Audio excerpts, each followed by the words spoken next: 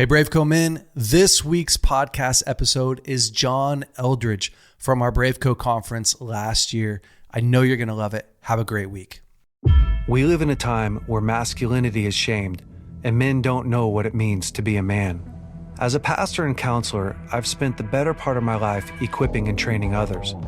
My goal with this show is to translate my hard-earned experience into tools and tactics to help you become stronger as a man. This is the BraveCo podcast. I'm your host, Jason Bellet.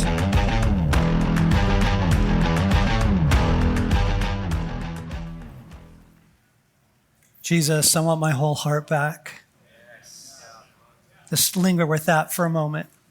Jesus, I want my whole heart back. Jesus, I want my whole heart back. I want my whole heart back. I want my whole heart back. Come into this room, Jesus, with your love and your playfulness, your fierce heart over my life. Come into this room and take me further in. Help me recover lost places in my heart.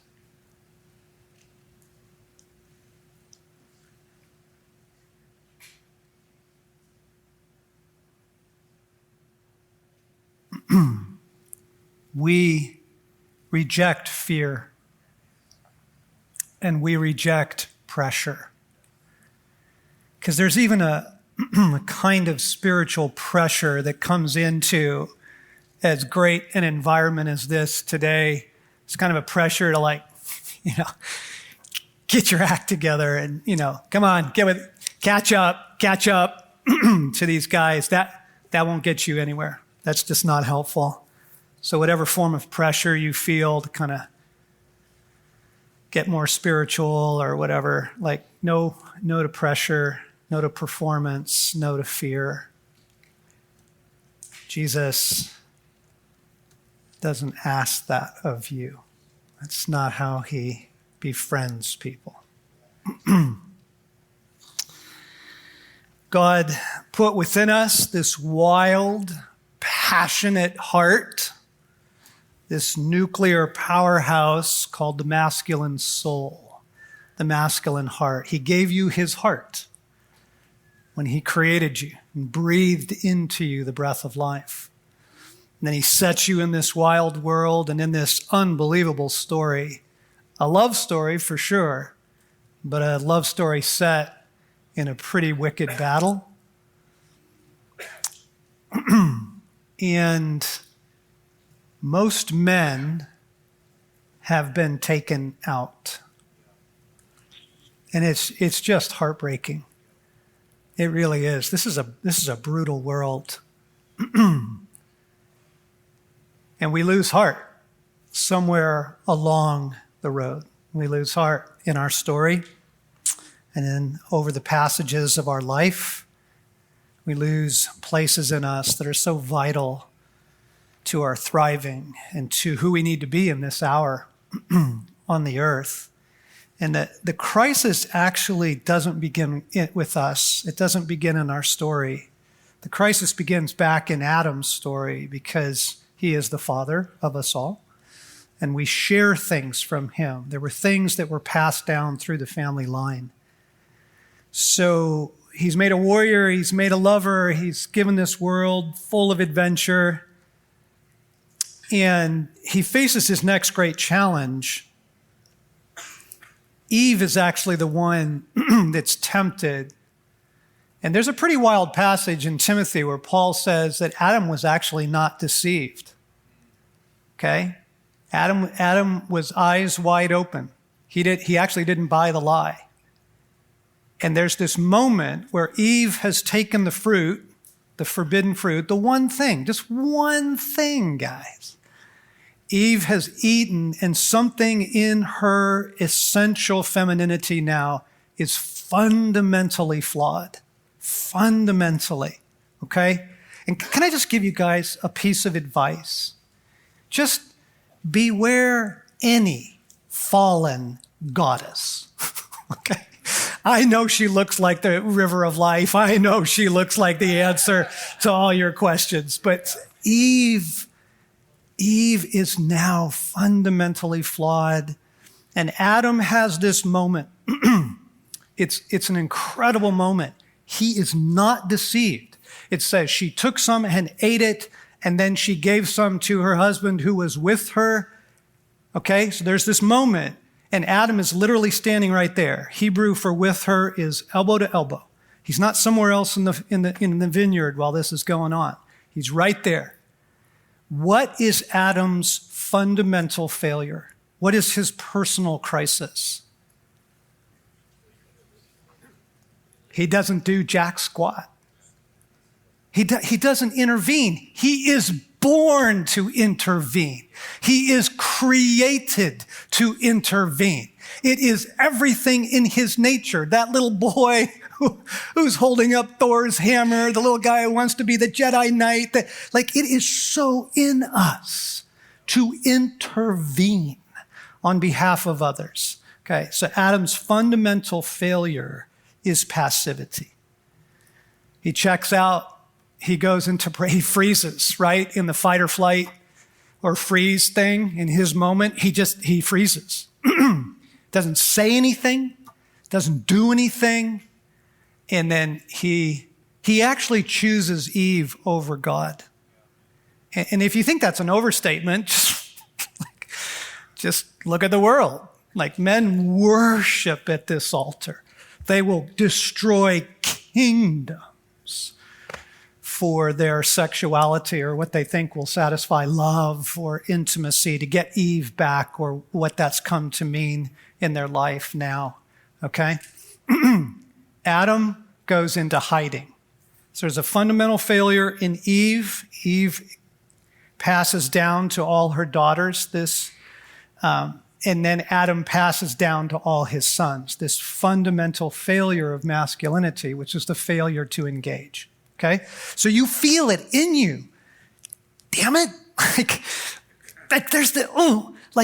You hate that part of you, but it's there. Thanks, Dad. Great granddad. But, and then Adam goes into hiding, right? Yep. Goes off in the bushes. We're in Genesis 3 now. And this is one of the most beautiful moments of Scripture, of the heart of God. Yahweh, Papa, Father, comes looking for him, okay? Because they used to hang out together in the cool of the day. Hey, how'd it go? What'd you do today? Architecture? What? No way. You figured that out? That's so cool. Okay, so this is what's going on with his dad. And he goes off in the bushes. How does his dad handle it? It's extraordinary. He says, Adam, where are you? It's not, Adam, right? There's no shame. There's no blame. There's no anger. There's no violence. It's so intimate. He literally gets down on Adam's level. David, where are you? Nathan, where are you, son? Jackson, Sam, where are you? Right? He comes looking for his sons. Okay? Adam comes out of the bushes and he says the most essential verse for masculinity that you'll get. He says, I was afraid because I was naked, and so I hid. Wow. That's it, guys, right there. If you want to understand every man in your life, your dad, your boss, your friends, yourself, it's that. I was afraid because I was naked, and so I hid, right? And what you meet when you meet a man is very rarely his true heart. What you meet when you meet a man is his brilliant fig leaf, a fig leaf that has been created over time through harm and sin and brokenness and fear, through what was rewarded and what was not rewarded, what was shamed, okay? What we call our personality is often very rarely our true heart. It is what was constructed over time for self-preservation. And this is what Danny was talking about this morning. He says that fundamental drive for self-preservation is essential. And it's a really good drive, by the way. Like, it saves people, from automobile accidents and doing really dumb stuff. But that also can take us away from the love of God. Yeah. It takes us into hiding.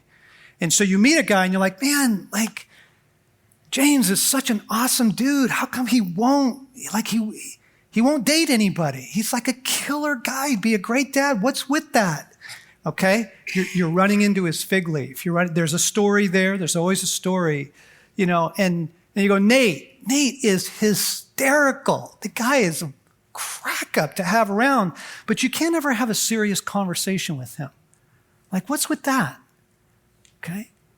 What you meet when you meet a man is a brilliant disguise. It is the false self. It is constructed over time out of that verse. Afraid of fundamental exposure, and so we hide. We hide behind our brilliance, right, if we're the smart guy. We hide behind our athletics, right, if we're the stud. We hide behind our adventures. We hide behind all kinds of stuff, right? We hide behind silence. We hide behind needing to be the one who's always talking, right? It's infinite in its complexity. It's crafted slowly and painfully over the story of your life through what was shamed and what was rewarded. And it is the false self. It is the fig leaf. It is the poser. And in the pursuit of your whole heart back, you just have to be honest about that. And just go, whoa, man, where in my life am I faking it? Wow. Right? And because what happens with the poser, he's just in the way. It's not the true you. It's not the real you. The poser is not the real you. Okay? He's in the way. But men, while we are still posing and not living from that deep wholeheartedness, we only choose battles we can win. We choose very small, safe battles, right? And we only choose adventures that we can control. Control becomes a really big issue for fallen men, okay? And Eve, by the way, but in different ways. And then we only choose beauties that we feel strong enough to be around, right? Which for a lot of guys, they're not even real. It's not even a real woman, right? It's online, it's images, that sort of thing. And the thing about pornography is you don't have to be a man, right? You don't have to talk to her. You don't have to live with her. You don't have to fight for her heart. Okay, so that's the poser is not your friend. Okay, he is undermining you. And it isn't a source of blame and shame and that kind. You just have to go, oh, gadzooks, that guy is so with me. I don't want to be that guy anymore. I don't want the poser anymore. And so the journey towards wholeheartedness is to kind of recognize, all right, we go into Genesis 3, and here's this valiant image bearer of God, this warrior lover, and he fails. He fails fundamentally. He surrenders something. It's not just failure, it's a surrender of essence. And in this case, it's the failure to engage. Okay, and then he passes that on to all his sons.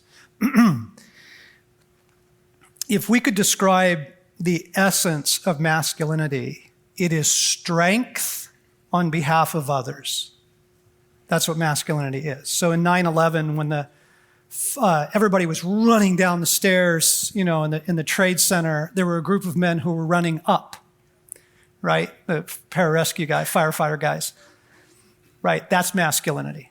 When the aid workers were taken hostage by the Somali pirates and the SEALs went in to rescue them, they literally shielded the woman and her colleague with their bodies from gunfire while the helicopters came in to get them out.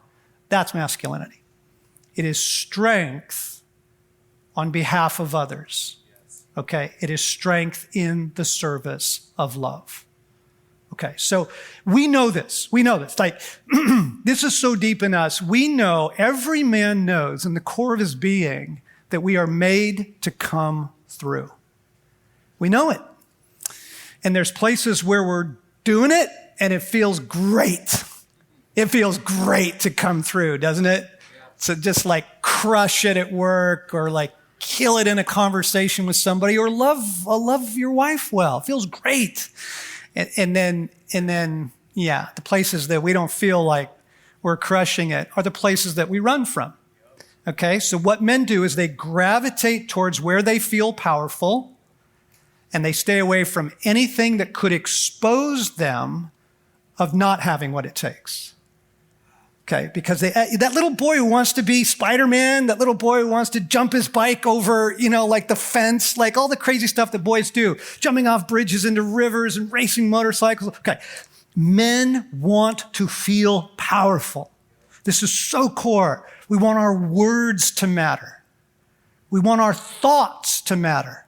When we walk into the room, we want it to matter. Okay, and so the core fear and the core question of every man is, do I have what it takes? Do I have what it takes? And because of the poser, what we tend to do is gravitate to those places where it feels like we do, or we're at least getting a little bit of gratitude and thanks and applause from the world, and we stay away from anything. So there's guys who would never go to the gym, never, because they fear exposure there. But man, like in their medical practice, they're the hero, and so they give their life to it. They feel strong there, they feel weak, right? And on and on and on it goes, right? Okay, so to become aware of the inheritance of Adam, dang, I don't like that guy, the poser, the false self. I want my whole heart back. There's a story. There's always a story, okay? I want you to just do a quick exercise. We'll start this session with an exercise. And again, you can do it in your head if you want, or you could take some notes. One column is, I'm killing it. I am winning. I'm crushing it, right? I am thriving here. I'm strong. And the other column is, not so much. Not so much. Failure. And just start putting some things in those columns. In other words, how do you see yourself as a man? How do you see yourself as a man? Where are you coming through? Where you feel powerful, strong, loving, engaged? And where are you more like Adam and the fig leaf, hiding, posing, faking it, not winning, not crushing it? Let's give that a second. Think about those two columns: marriage, work, friends, God. Like, where would you put kind of the vital things of your life? Career, romance.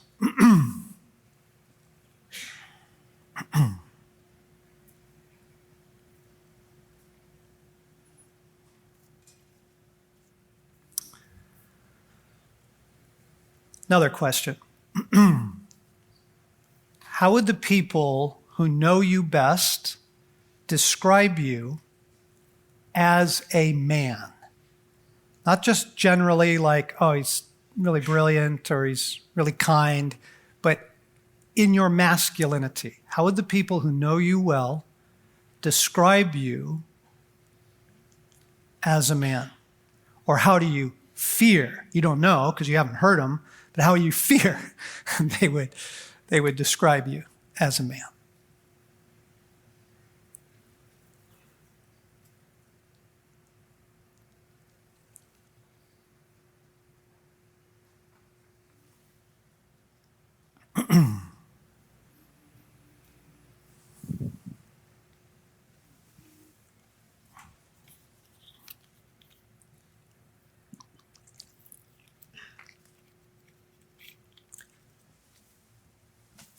Every little boy comes into this world with the Imago Dei, okay? But because of the brokenness of the world, every little boy comes into the world with a fundamental need and a fundamental question. And the fundamental need is for love, particularly father love, masculine love. And the question is, do I have what it takes? Because he knows. The core of our being, I am made to come through. Can I? Like when the rubber meets the road, when the crisis hits, when the marriage goes sideways, when the daughter is dating a really bad guy, when you lose your job, you live in a culture like ours, do I have what it takes? Okay, fundamental question. The fundamental search is for love and validation. This is every little boy. Okay?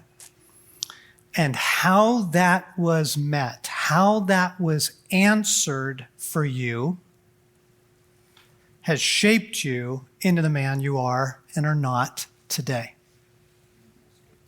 Okay? Love and validation. This is so deep, you actually see the need in the life of Jesus. So Jesus is the Son of God, but he is also the Son of Man, and his humanity is 100% real. When it says he was tired, he's not faking it. When it says he was hungry, he's not faking it. Okay? Jesus is about to enter into the greatest mission ever given to any man, ever. And he's baptized by his cousin in the Jordan, and he comes up out of the water, and the Father can't restrain himself. Like he literally speaks out loud. It only happens a couple times in all of human history, okay? And you remember what he says? He says, Jesus, I adore you, and you have what it takes. This is my beloved Son. I adore you. I adore you. In him, I am proud. You have what it takes, son. You're the real deal. You are the real deal. You see, you go, holy cow, if Jesus of Nazareth, like the rest of us probably have a pretty big tank that needs to get filled. Right? Yeah. If he needed it, how much more did we? I told you that the story of your life is the story of your heart. It's the story of the journey of your heart in this world. Every man has a story in this room. And the fundamental story, the essential story, is that story. It's love and validation. It's how your heart's core needs and core questions were handled in the story of your life. And it shaped us into the man that we are today. And where we won't go and we won't engage, and where we do go, because it gives us a sense of strength.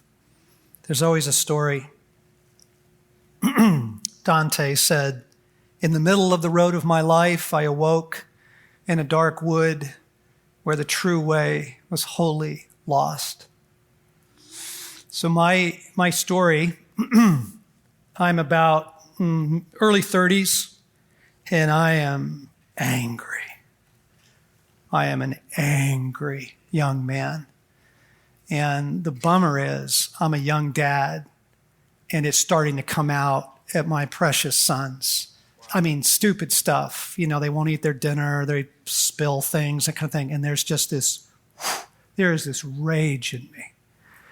And I had a really, really difficult time with intimacy with men. I wasn't comfortable around men, particularly older men. I did not trust any boss I ever worked for, did not trust my pastors. There was just this innate anger and mistrust in me. I was a very driven guy. Performance, achievement, reward, driving hard. And the problem is the world rewards all that. Like, it's awful when the world rewards the poser, because then you just work that thing because it's working for you. And I was driven, performance, angry, But I would wake in the middle of the night to an unnamed fear. Dead of night, I'd just wake up to just dread. And it wasn't like work tomorrow or a presentation I needed to make or something like that. There was just this unnamed fear in me. And there's a story. There's always a story. If you want to know a man, you need to hear his story. You really do. Longfellow says, we may meet a man and think him cold when he is merely sad. Okay? So my story is, I actually grew up in California, Southern California, San Gabriel Valley. I am the only son in my family. I have 2 older sisters, and we were kind of like a typical American family, except sort of agnostic, sort of the typical, just good people, didn't go to church. My dad was a hard worker. He was a salesman in garden products and paper goods, and he loved to fish. And my sisters didn't like fishing. He loved camping. He was actually a country boy who tragically married a city girl.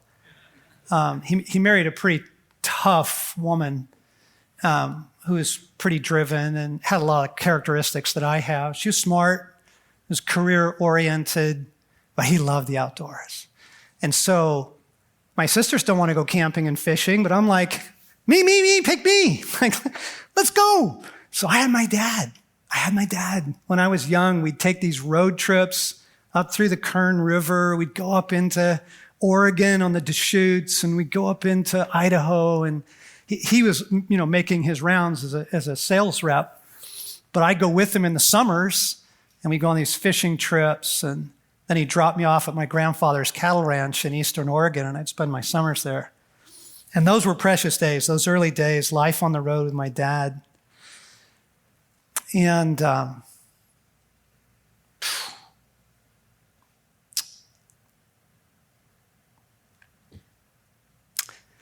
lost it all. He became an alcoholic. He blew his life up, blew the family up. My sisters wouldn't talk to him years into their adult life. They wouldn't even speak to him. And all the trips stopped. There's no more fishing, no more camping. And I was devastated.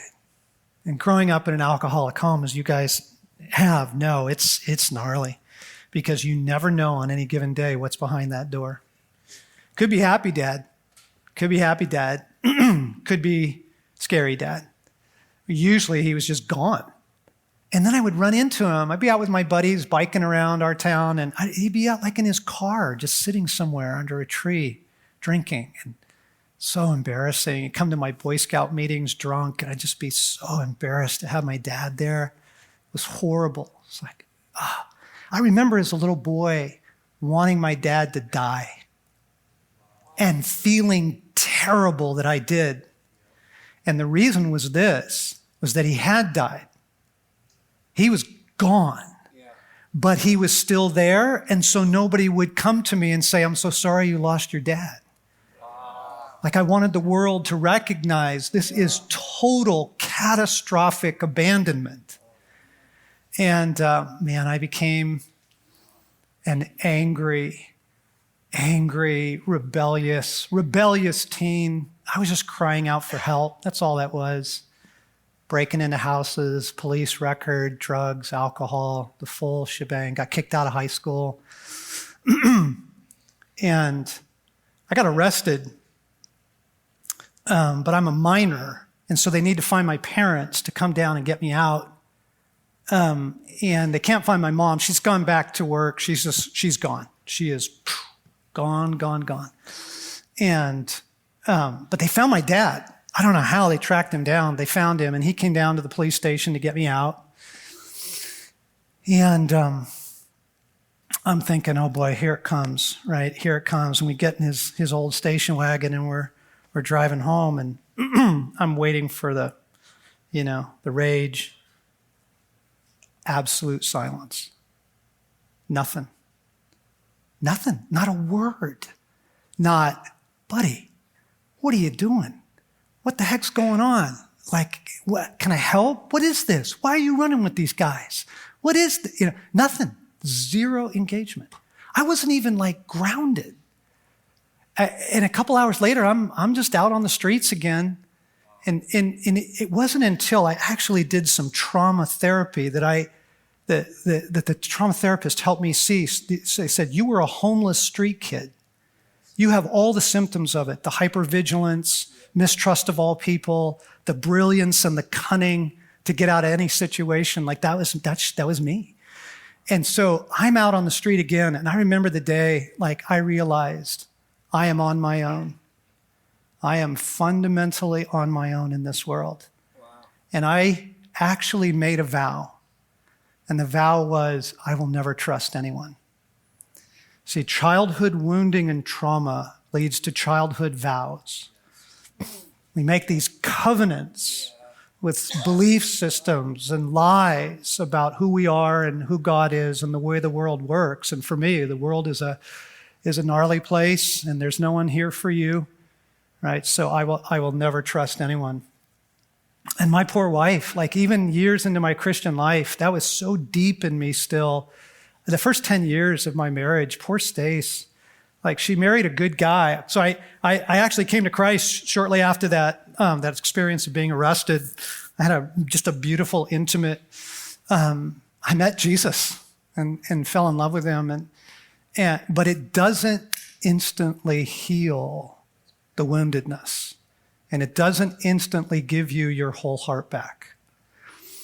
That is something that Jesus does over time.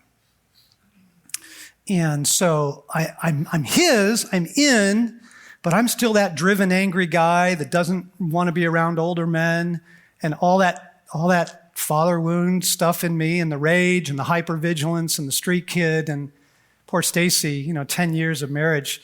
If you'd have asked her, does he love you? She would have said, oh yeah, he does. He's great. He's faithful. No affairs. If you would have asked her, do you feel needed? She would have said, oh no. No, there's no access to his heart. He's a fortress. He is a fortressed man. And I just wouldn't trust anyone with my heart. And I tried to bury it. Thinking if I can just bury the pain, then I can kind of get on with the Christian life and being a good dad and all that. And then the story I told you, the anger starts coming out of my sons, the rage, and there's always a story. There's always a story, right? The guy that we were talking about who's just a jokester and he can't ever be serious. There's a story behind that. The guy who's always at the gym, there's a story behind that. The guy that just still can't get into a relationship, and he's 52, there's a story behind that. Every man has a story. Love and validation. Am I deeply and profoundly loved? And do I have what it takes? So let's circle back to what little boys need for a moment. I actually loved raising boys. I still love being a dad. I'm more a dad now than I've ever been. That was a big surprise to me. I kind of thought you finished, and but their problems just get bigger. I loved it. I actually loved it. I loved being a dad. And we would go on these adventures, taught my sons, I was a rock climber, and taught my sons to climb. I was a fly fisherman, taught my sons to fish, took them fishing like my dad took me. But our favorite times, there was this precious moment in the day. So we're living in a small house in Southern California. All three boys are in one bedroom. And I would go in the bedroom at bedtime. I'd lay down on the floor and I would tell them stories about the West. Once upon a time, there were three cowboys named Sam, Blaine, and Luke. And they lived in the West. And I would tell these stories. It was intimate. Snuggle time, wrestle time. They loved to feel daddy's whiskers on their cheeks, right? That's beloved son. That's the delight. It's the ice cream, the baseball games. It's playing catch, right? Learning to ride bikes together, right? The beloved son, the boy needs to know He craves. My dad thinks I hung the moon. My dad loves to be with me, delights in me, loves the things I love, right? He's into I like to read, my dad reads to me, or we like to ride bikes, my dad rides bikes. Like, he loves me. My dad loves that fundamental need of love, and then that fundamental need for validation. Do I have what it takes? Is a question that first is answered by the Father. Masculinity is bestowed by masculinity. You can't get it from any other source. You can't get it from the woman. You can't get it from the tribe of boys. You can only get it from men in your life. And it starts with the Father. And the goal was, the reason I took him climbing was so I could validate him.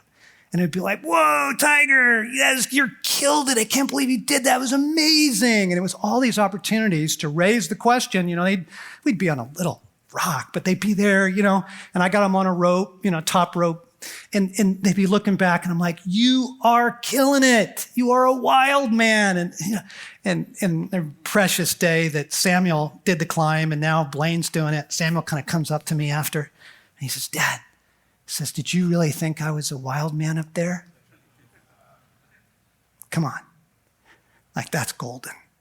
That's golden. And because you learn that you have what it takes from the words of your Father and from experiences over time that he arranges for you to discover it for yourself. So it's beautiful to be told, you need to be told, but you also need to discover for yourself. Wow. We'd be fishing up on Lake Isabella and I'd be catching them. And I remember I got to be a better fisherman than my dad. And he loved it. He absolutely loved it. He's like, way to go, Tiger. Bring him in. Whoa, that's bigger than mine. Man, you are doing it. And it was the delight and the affirmation. This is the core need. And in my life, all that got taken away. All that went into absolute heartache and tragedy and loss. If you could listen to the stories of the men in this room, there is enough pain in this room to sink an aircraft carrier. Like, you don't get through this war-torn world without being seriously wounded. And sometimes it's the dad, sometimes it's the mom, sometimes it's a first girlfriend, right? Or your priest, or a coach, right? An older brother. My pal, Bart, had a crisis in his life. He was like 45, he's a private pilot. And he was coming in for a landing in a snowstorm and almost killed himself and the passenger that was with him. And he called me pretty shaken by it. And he said, John, I don't understand what was going on. He says, the whole time we're careening down the runway in the ice and we're about to go off, he says, I'm pounding on the dashboard, and forgive me because you need to hear stories are real, okay? So he's yelling at himself, you worthless piece of shit. You worthless piece of shit. And I'm like, Bart, what's the story? Where did that come from? That's deep in your story. And he says, oh yeah, that was my brother. My older brother used to beat me up all the time, a lot of physical abuse, and that's what he would call me. You're a worthless piece. Okay, so it's in there. The wounding's in there. This war-torn world. This is where we lose heart. This is where we lose heart. It is the wounds that we take. It is the wounds we take and what we do or don't do with them, right? The only thing worse than the tragedy that has happened to you is what you've done with it. Men are famous for mishandling our own hearts. I ran from my pain. It's a natural reaction. Everybody does, right? But that won't heal it. That won't heal it.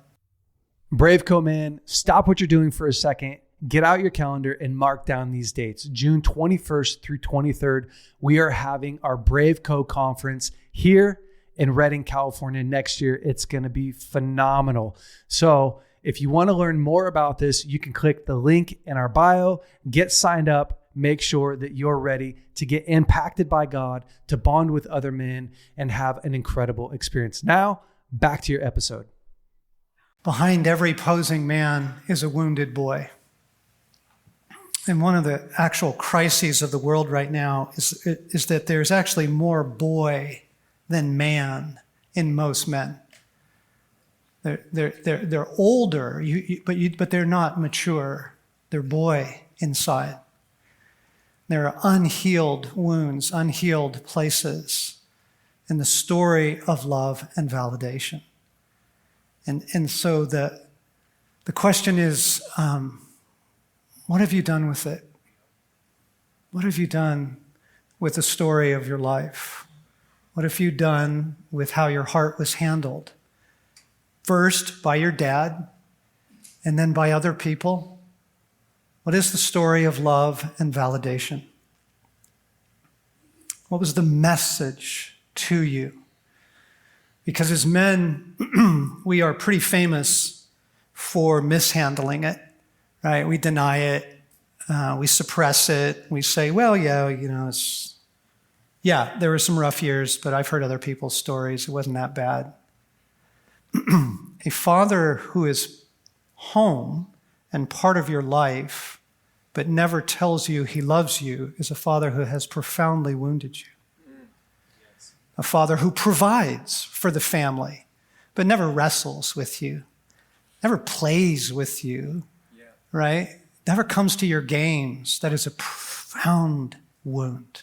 That is a profound wound, okay? There was a friend of mine who had a very successful dad, stayed at home. He was a faithful dad.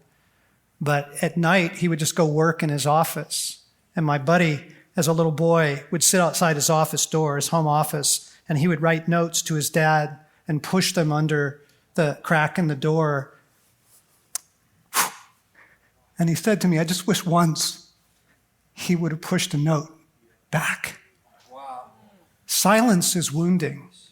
Passivity is wounding. Failure to engage, and then, holy cow, the affairs, the divorce, the rejection, right? Your dad choosing another woman, another family, the alcohol, the violence, right? Every man has a story. It shaped us. The drivenness, the performance, the anger for me, for another man, the fear, the hiding, the withdrawal, the lack of engagement, right? For another guy, the laughter, the jokester, right? The class president, life of the party. It shaped us. It shaped us. Your story has shaped you profoundly. And the really good news, guys, is all of your addictions are from your wounds. They're not about your addictions, and it often has very little to do with your sin. What you're doing is you're medicating, okay? So like alcohol, substance abuse, sex, man, sex just feels like, ooh, it's gonna bring love and validation, right? So much pornography is about love and validation. For a moment, you feel loved and you feel validated, okay? So all your addictions, the beautiful thing is there's freedom there if you will deal with the wounded heart, if you will get your whole heart back. So what I'd like to ask you is, are you able to name your wound? Are you able to name how your heart was handled when you were a boy? What was the message of love? Was it conditional? You're loved if you obey. You're loved if you go to church every Sunday and Wednesday. You're loved, right? If you get good grades, or is there? What was the message of love? Was there intimacy? Was there attachment with your dad, especially? Wrestle time, snuggle time, story time, right? What was the message there?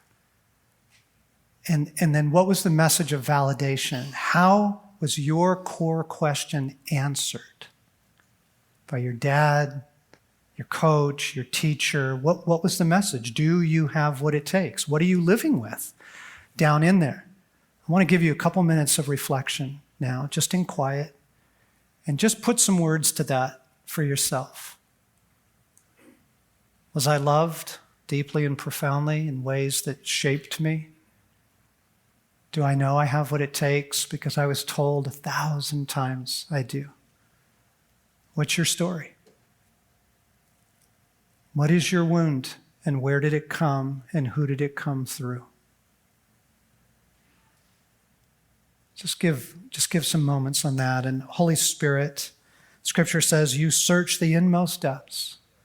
You search the inmost depths. You know us through and through. Holy Spirit, would you show me? Would you reveal to me things I haven't even remembered for years, or things I didn't even know shaped me? Holy Spirit, right here in this room, lift the veil.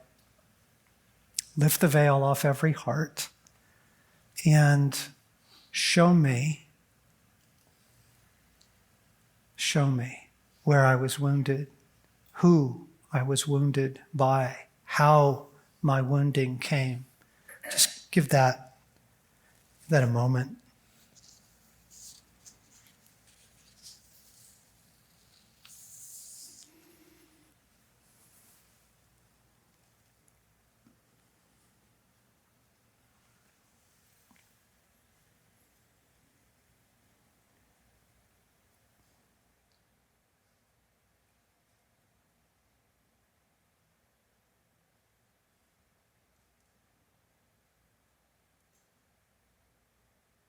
If all that feels a little foggy to you right now, you can also just ask, well, where did this poser come from? Where did that come from? Why do I need everybody's approval? Why am I so angry? Why am I afraid to speak up? That'll take you through the same door. It'll take you back to the wounded heart. Who wounded you? What was the message?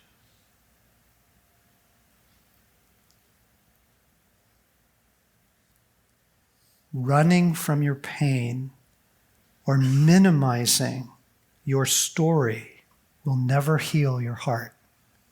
It will never work. It doesn't give you your whole heart back. So Jesus, show me. Show me the wounds. Show me the rejection. Show me the abandonment. Show me what I believe. Do I have what it takes? Show me, Jesus.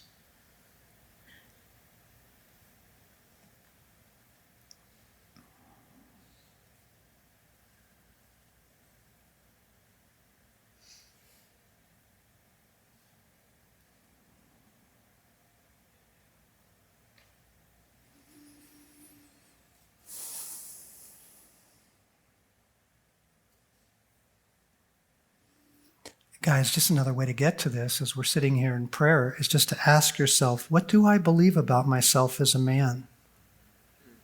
Am I worthy of love? Am I able to come through? What do I believe about myself, Jesus, as a man? Am I dirty? Am I compromised? Just shame, guilt, self-hatred. What do I believe, Lord?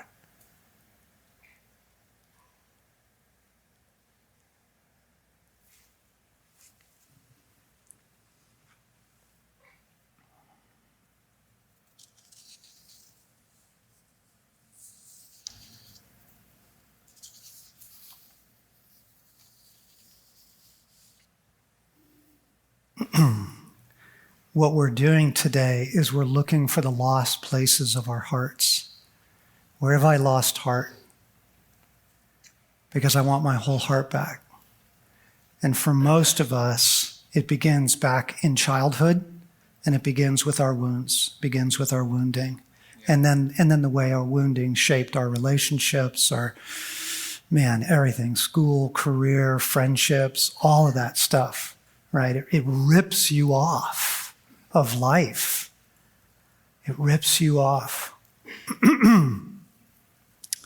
Most of us won't go there. And so God has to sneak up on us. And he will arrange for things to happen in your adult life that repeat what happened to you as a child. There'll be like a big betrayal. A church will turn on you. You know, you're the pastor and they just fire you one day.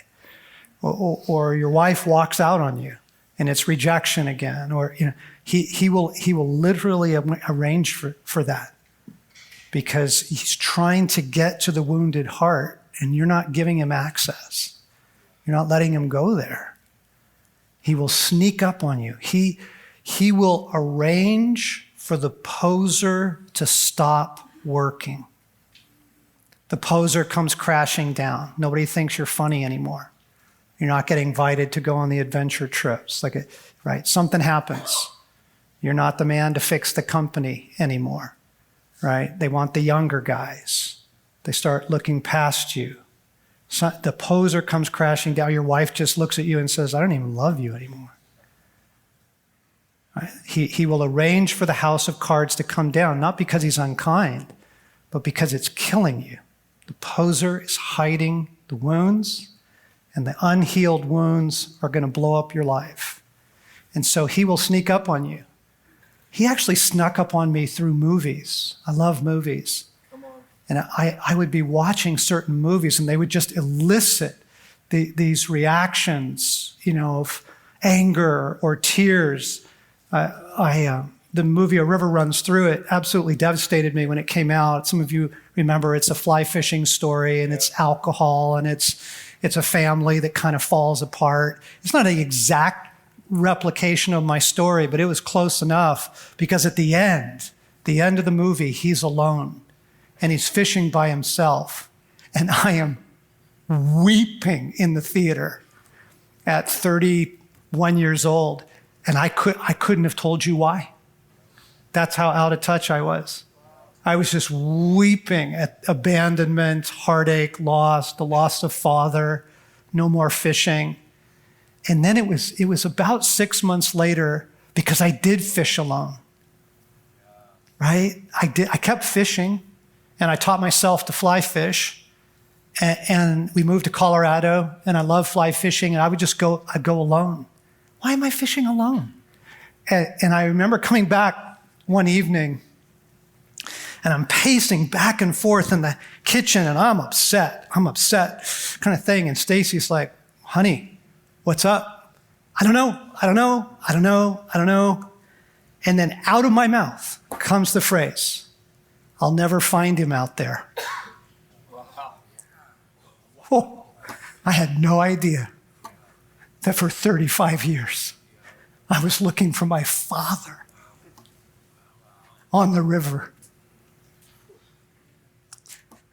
Right? So God will sneak up on you to get you to deal with your wounded heart, to let him in, to give him access.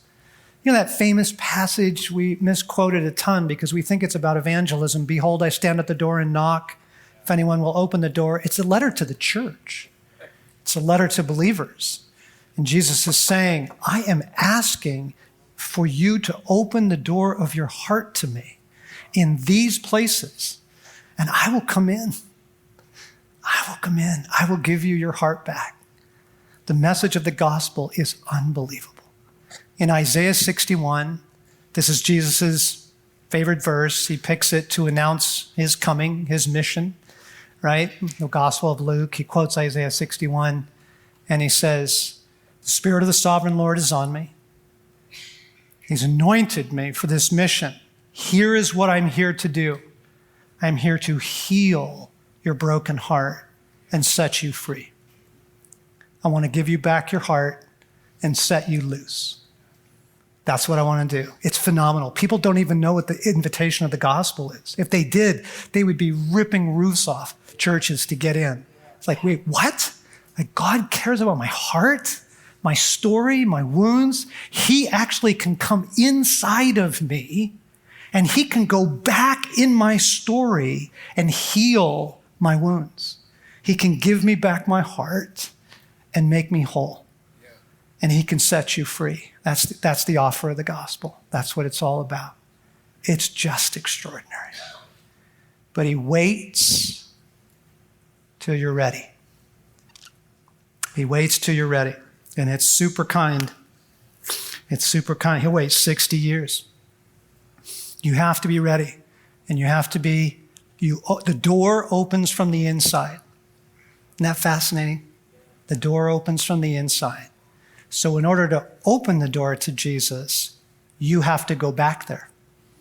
You got to go back to 5 years old in LA. You have to go back to 7 years old in Reno. You have to go back to 12 years old in Detroit. You got to go back. You got to go back to that place in your heart where you lost heart. And you open the door from the inside. You give Jesus permission to come in and to heal your heart. And it usually involves forgiving the people who hurt you. Yes. It's pretty big. Oh man, it took me a long time to forgive my dad. And I actually had a pretty remarkable moment in prayer this summer. I was just in an intimate time of prayer with Jesus. And all of a sudden, he kind of brings a memory of my dad up, like my dad's face is there. And that's not happy for me. Those aren't good feelings. But my dad was young and he was kind and he was kind of looking at me with kindness. And I realized, oh man, I still haven't forgiven you. And I forgive you. I forgive you. I forgive you. Because I want my heart back. Right? You got to release the people. You got to release the people. You really do. And then we invite him in to do the healing work.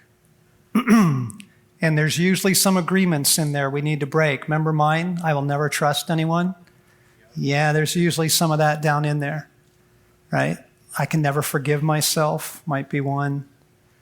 Right? I'm filled with hate. That could be an agreement. Right? We break those agreements in order to allow Christ in. So what I want to do is walk into that healing experience with you now. Okay? We're just going to give Jesus access. And for some of you right now, you are way more aware of a different wound. It might not be your father wound at all. You're thinking about your divorce or some loss or crisis in your life. That's okay. You go with what Jesus is raising. You go with what he's bringing up in this moment. But the core of the recovery of the boy and the healing of the boy is often either the father wound or the mother wound. So I'm going to explain just a little bit about the mother wound too, because if that's where Jesus takes you.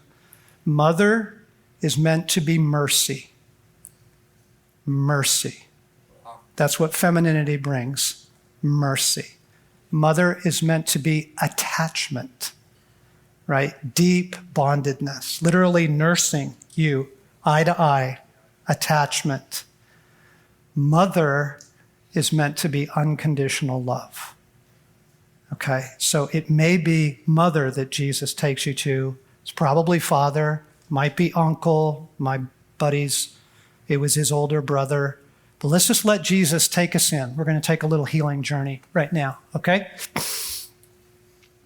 So you can just kind of get quiet. And again, you can close your eyes or you can keep them open. But this is right now just like sacred space, you and Jesus. Okay, so Jesus, we welcome your presence here in the room. And we pray that your presence comes over each man now, over each heart. Each man now is a sacred space. Each woman that is listening to this is a sacred space. Okay, so we insist on that. Every chair, every man is now a sacred space. This is a holy space here. And we're going to let Jesus come in all of the intimate ways that he comes. Okay? And the first thing Jesus is asking you is, where do you need me? Where do you need me? And some of you, man, you know the answer to that, so tell them. And others go, I don't know. I don't know. Well, just tell them that. I don't know. Jesus, he's asking, where do you need me? Jesus always asks for permission. So what he's asking now is, will you let me in? Will you let me in? Will you give me permission to find the wounds with you? Will you let me in? Will you open the door?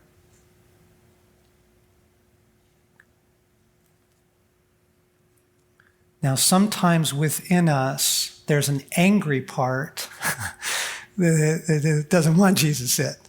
And that's okay. That's okay. The rest of you can say yes. Okay.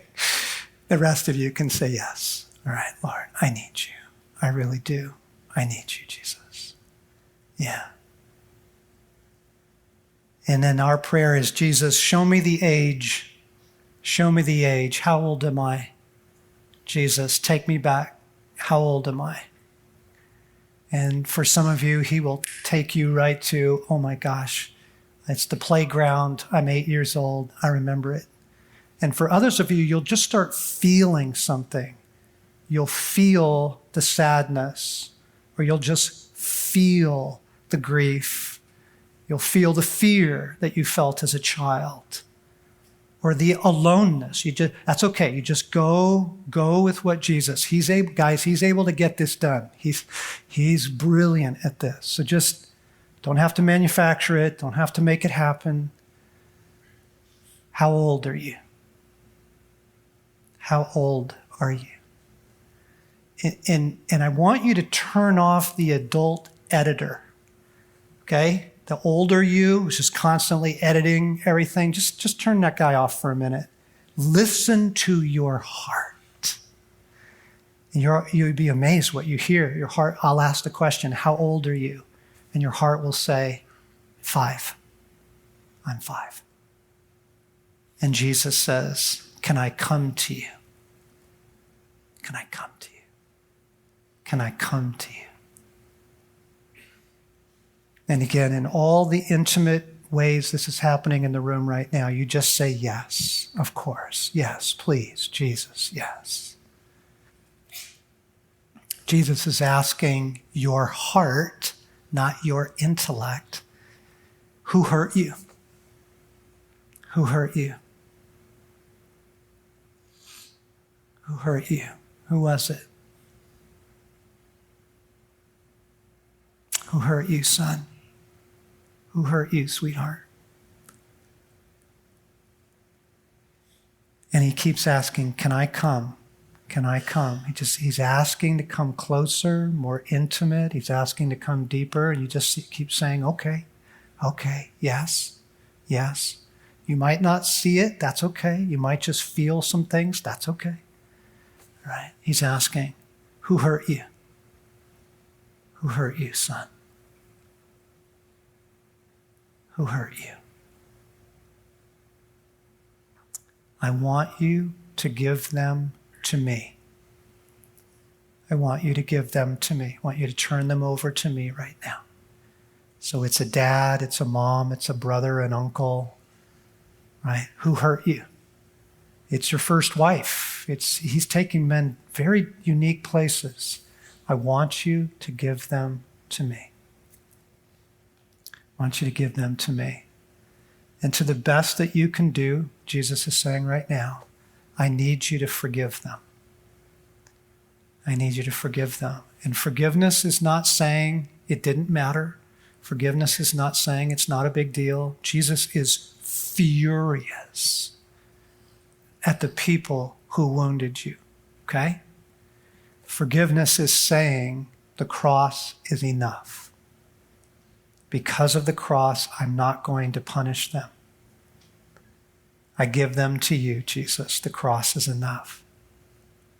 So he's asking, who hurt you? How old are you? Will you let me in? There's some memories that he's taking some of you back to right now. and you just open the door to the memory and go there with Jesus. Go there. You're going to be okay. Now, there are some boys within us that are hiding, and this is very, very common. This is very normal. And Jesus will ask your heart, not your intellect. Okay. He's not asking 47-year-old you. He's asking young you, where are you hiding, son? Where are you hiding? And it's under the bed, in the closet, outside, Who wounded you? Where are you, son? Will you let me come to you? Will you let Jesus come? You have my yes, Lord. And even if right now this isn't making like a whole lot of sense to you, just go, you bet, Jesus. Yes, of course. I give you access to my soul. Of course I do. Show me what you want to show me today. Okay. Jesus is still with the question or the ask, I need you to forgive them. I need you to forgive them. And then there's a beautiful moment where Jesus says, I need you to forgive me. Because for some of you, the betrayal feels like God. That God let it happen. That God did not intervene. And you asked him to. And Jesus, in order to recover intimacy, you actually need to forgive him. Okay? And don't let your theology get that all whacked out. Just trust me in this. Okay? Your heart can't let Jesus in if your heart does not trust him. Okay? Will you let me come? Will you let me come? And then he's asking again, how old are you? How old are you, son? Will you let me come? Now, guys, here's a really critical moment as we pray through this. Older you has rejected younger you. You're embarrassed by him. You hate him. He's weak. He's a little boy. He gets you in trouble. And so older you is part of the problem. You are pushing him away. You need to stop pushing the boy away. You need the boy. He's a part of your heart. So Jesus, I invite you into my wounded heart. Every wound, every place, every age I am, I invite you in. And then let him take you to these places. It's a person you need to forgive. It's a memory that you need to let him in. And for some of you, it is forgiving Jesus. I forgive you, Lord. I need you. I need you. I need you. And Jesus asked the most simple and beautiful question. He says, will you let me heal you? Will you let me heal you in your wounded heart?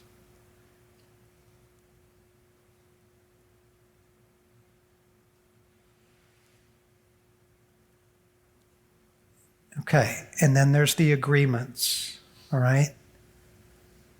Lord, what are the agreements that I've made around my wounds? And Jesus responds immediately with, well, what do you think of yourself? What do you say to yourself?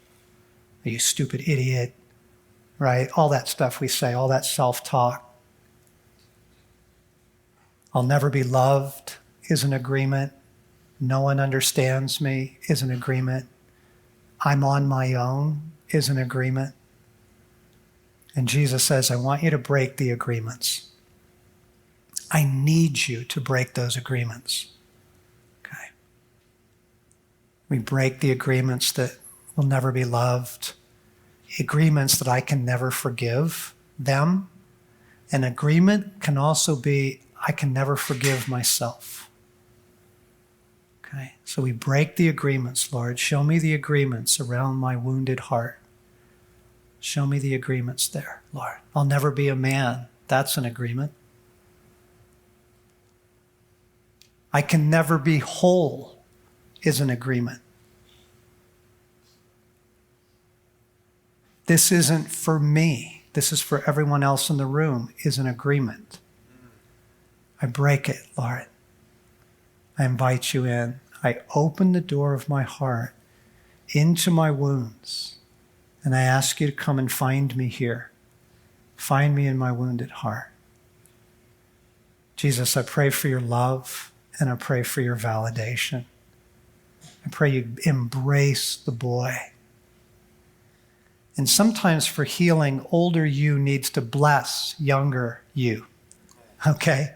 So I bless younger me. I'm not ashamed of him anymore. I don't hate him. I'm not going to push him away. I bless younger me. I really do. And Jesus, I pray that you would heal this broken heart and set this captive free. Heal this broken heart. Set this captive free. Jesus, I want my whole heart back. I invite you in. And here's the beautiful secret. The soul is healed through union with God. And so as Jesus gets to come in and bring union there, he heals your soul. He heals your heart. So come into this, Lord. Unite yourself to me here. I pray for oneness and I pray for union here in this place. Jesus.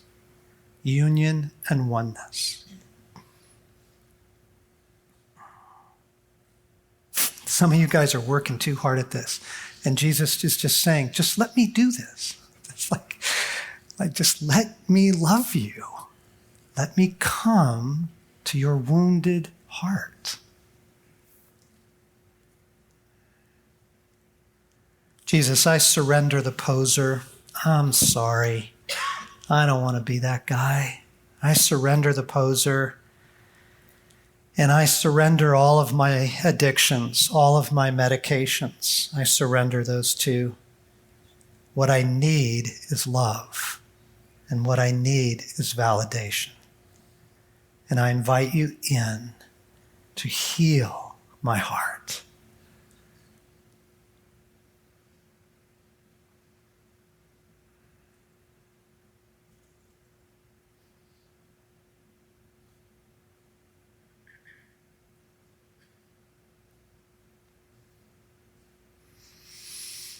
Okay, guys, what we're going to do is something kind of unique in this moment. We can't just go from that, into announcements or something, So here's what I'm going to ask you to do. We're actually going to covenant silence. Silence, okay? Some of you need to stay in your chair. You just need to stay here for a few minutes. Some of you need to get out and go for a walk. This is our dinner break. We're now at that portion of our evening, right? And we're back, Jason, at 6:30. Okay. So you got some breathing room there. Doors are open at 5:30. We're back in here at 6:30, and I'm going to just continue on the journey together. But for the next 10 minutes, it's just silence. Don't get on your phones. Don't that's really sacred, holy ground, guys. You got to just stay with that. You might need to journal a little bit right now. You might need to linger, but this is our dinner break. So we're going to go out. We're going to go out in silence, and you can get in your car or do the meal ticket thing or whatever's going on. We're going to put a little bit of music on. Yes, beautiful. Perfect. Yeah, so we're going to put some music on, and if you just want to sit in here, that's awesome. And some of you guys, you're feeling the impulse to pray for one another, go for it. That's great. John, if they want to talk, they can go. Yeah, there we go. So if you do need to talk, because in here is the silent space, take that outside. Take your conversations outside. But let's just maintain this sacred space. Go out in silence. Enjoy your dinner. Give yourself some breathing room. This is another one of those moments now where Todd's backing off of Shiloh. Just need to breathe a little bit here. And then we'll come back in and we'll go forward together. Okay? Super. So it's quiet in here. We're going to put a little music on.